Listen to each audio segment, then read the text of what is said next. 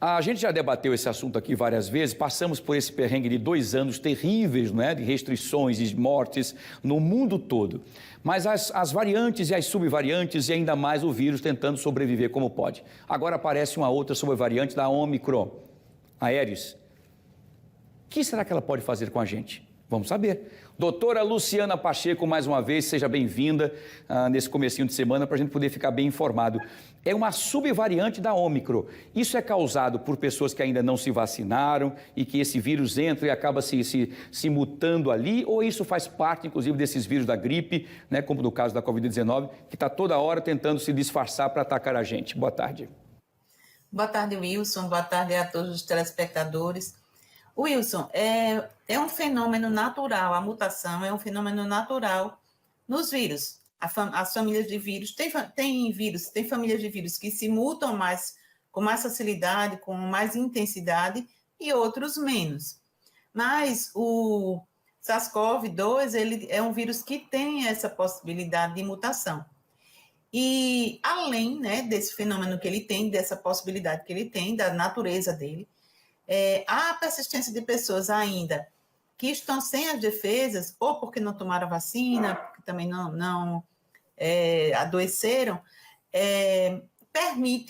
permitem que o vírus fique circulando na natureza. Então, ele encontra espaço nessas pessoas que não estão devidamente vacinadas, ou que não tiveram a doença, ele encontra essas pessoas vulneráveis e aí ele se replica. Nessas replicações, pode haver essas mutações. É como uma máquina de Xerox. Se a gente coloca a folha, né, de uma maneira mal colocada na máquina, ela vai sair com defeito, aquela cópia. Então, exatamente assim acontece com o vírus. Ele pode sair com cópias diferentes daquele original. Isso é por isso que acontecem essas mutações. E existem duas variantes agora de preocupação. A variante BA6, que é uma subvariante da Ômicron, e essa variante, que estão chamando de Aedes, que é uma variante chamada EG5, que ela ainda não está classificada pela Organização Mundial de Saúde com esse nome, porque os nomes foram dados baseados no alfabeto grego, e o Aedes parece que é um nome dado a confusão, a muito tumulto. Então, a Organização Mundial de Saúde ela não determinou ainda esse nome, e ela pode até pular, né, o nome baseado aí nessas condições, para que de fato, as pessoas não criem novamente, não cria esse pavor a uma nova onda grande. O que a gente tem visto na Europa e também nos Estados Unidos é um aumento de casos por esses 2 tipos, mas sem uma repercussão muito grande em morte.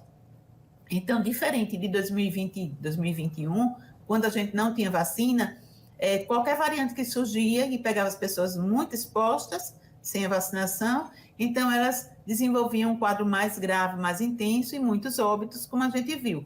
Agora, não, o aumento de casos não tem causado essa repercussão num adoecimento maior e nem num número maior de mortes. Inclusive, o caso que foi relatado em São Paulo, né, por uma dessas variantes, uma mulher que estava com o esquema vacinal dela completo e ela está viva, ela teve sintomas da doença, mas sem maior repercussão.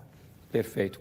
Mais uma vez, doutora, a vacina, quem tiver com seu ciclo vacinal em dia, tem mais chance de passar por ela, né? Não vai dizer que você não vai pegar, pode ser que você pegue. A gente está chamando de Aedes, e a senhora relatou muito bem isso, eles não querem classificar o nome Aedes, porque o Aedes significa terror, pânico, mortes, enfim, coisas terríveis, eles não querem que esse nome acabe causando um pânico, inclusive, no mundo todo, com esse nome que a gente colocou, Aedes, aí na verdade é B, alguma coisa a mais. Mas como ficou muito difícil para poder toda popularmente dizer, a turma colocou o apelido de Edson, né, doutora? E acabou ficando pior do que a encomenda. Muito bem. Vamos fazer o seguinte, vamos trazer então agora as perguntas das pessoas que estão participando com a gente aqui e que querem saber detalhes sobre essa nova subvariante da Ômicron. Quem faz a pergunta é a Vilma Ferreira, doutora Luciana. Ela pergunta o seguinte, doutora, devemos voltar a usar máscaras? É uma boa pergunta. E a gente viu, né, que a máscara, de fato, ela protege, a gente sabe disso há muitos anos. Ela não protege só da Covid, ela protege, por exemplo, contra a tuberculose, contra a meningite. Então, em ambiente hospitalar, e no meu caso, que sou infectologista, a gente sempre usou a máscara como uma medida de proteção. No ambiente da comunidade, existem algumas necessidades, como a gente viu acontecer aí, quando a pandemia estava com números descontrolados. Mas agora a gente precisa fazer o que a gente chama de gestão de risco. Então, as pessoas que são imunodeprimidas, essas precisam usar a máscara. Mais em ambiente fechado, em ambiente onde não haja uma boa circulação de ar. Se você vai para uma missa, por exemplo, um culto, e aquele ambiente onde você está, aquele templo, ele está fechado, com ar-condicionado, tem muita gente ali, tem um coral cantando, é melhor essas pessoas de risco se protegerem. Então, os imunodeprimidos idosos, né, por conta da baixa da imunidade normal que o idoso tem, e outras imunodepressões causadas por doenças que pessoas mais jovens podem ter. Então, essas pessoas devem se proteger. Ou se você tem na sua casa pessoas com essa situação, que você pode adquirir a doença fora e levar para casa. Mas a recomendação dos órgãos orientadores com relação a essas proteções, orientam isso. Se você vai para um lugar com muita gente, um ambiente fechado, e se é de risco, use a máscara. Pode ser a máscara N95, aquela mais que dá uma proteção maior, pode ser uma máscara cirúrgica quando você tiver ainda uma certa resistência, proteção naquele ambiente que você esteja. Nos voos, por exemplo, a recomendação é que a pessoa use, a gente sabe que o voo, por exemplo, um avião, lá em cima eles têm enquanto está voando, né? Ele tem um filtro, e os aviões, um filtro que consegue captar, consegue filtrar a maior parte dessas partículas. Mas, quando a gente aterriza, esse filtro é desligado. Então, ali as pessoas que estão gripadas, elas podem tossir, estão com a Covid também, elas podem eliminar o vírus ali naquele momento. Então, coloca a máscara naquele momento, depois quando subir o avião, pode tirar a máscara, e assim nos ambientes onde a gente também frequenta. Por exemplo, eu dou aula. Então, eu dou aula numa sala fechada com 30 alunos, com ar-condicionado. Eu dou aula de máscara cirúrgica, porque ali eu espero que as pessoas tenham ainda também consciência e não vão, são profissionais, são estudantes, né, de medicina, então eles têm já informação com relação a isso, que não devem ir de trabalho, ambiente de estudo. Perfeito. Com resfriado. Perfeito, muito bem. Está explicadinho aí, cada um se protegendo como pode. Se estiver resfriado, também use a máscara, é uma questão de defesa sua e a dos outros também. É questão de empatia e de responsabilidade também. Vamos para a segunda pergunta de hoje. Quem faz a segunda pergunta é o Gabriel Ramos, doutora. Ele pergunta o seguinte, doutora Luciana, qual a diferença desta variante para as demais? Do ponto de vista, Gabriel, de clínica, de manifestações clínicas, não existe nenhuma diferença. Sintomas gripais, né? Corizar, espirrar, ter febre, ter tosse, os sintomas são muito semelhantes e não tem nada que você possa, clinicamente falando, dizer, essa é a variante, é uma, essa é a outra. É importante que a pessoa ainda, Wilson, a gente já vê muita gente, não vou mais não fazer o teste. Não é não, eu estou gripado. E aí a gripe, a manifestação da gripe é a mesma manifestação da Covid. Então não dá para a gente dizer, com o vírus circulando ainda, qual é uma ou outra, baseada somente nos sintomas. Então, as recomendações são testar. Se você está com sintomas gripais, faça o teste para a Covid, porque a transmissão dela é maior, por exemplo, do que da gripe. Se você está com sintomas gripais, não vá para as suas atividades, não saia de casa, fique ali de repouso uns dias em casa, se hidratando bastante.